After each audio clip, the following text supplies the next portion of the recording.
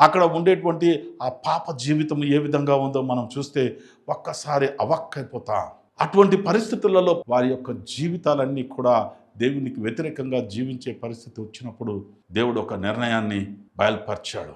చూశాడు దేవుడు, దేశమంతా అక్కడున్న పరిస్థితులన్నీ చూశాడు.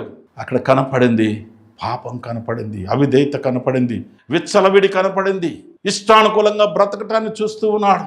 ఈ యొక్క పనులన్నీ కూడా చూసినప్పుడు ఆయన హృదయం గాయపడింది. ఆయన చింతించాడు. ఆ చింతించినప్పుడు ఒక నిర్ణయం తీసుకున్నాడు, ఈ నరుల్ని ఇక భూమి మీద ఉంచకూడదు అనుకున్న తర్వాత ఒక్కసారి తేరి చూడగా ఆయన కనపడింది ఎవరండి?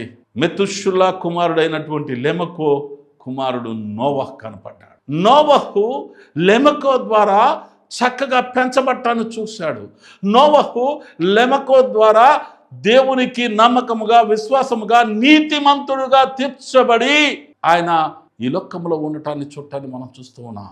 అందుకే మనము నెక్స్ట్ ఎపిసోడ్కి వెళ్ళబోయే ముందు నీతిమంతుడైనటువంటి, దేవుని చేత ఆశీర్వదింపబడినటువంటి, దేవుని యొక్క దీవెనలను పొంది ఆ యొక్క వరద నుండి విముక్తి పొందినటువంటి, ఆ యొక్క వర్షము నుండి 40 పగళ్ళు 40 రాత్రులు వచ్చినటువంటి ఆ వర్షము నుండి విముక్తి పొందినటువంటి నోవహు కుటుంబం గురించి తెలుసుకోవాల్సిన పరిస్థితి మనకుంది.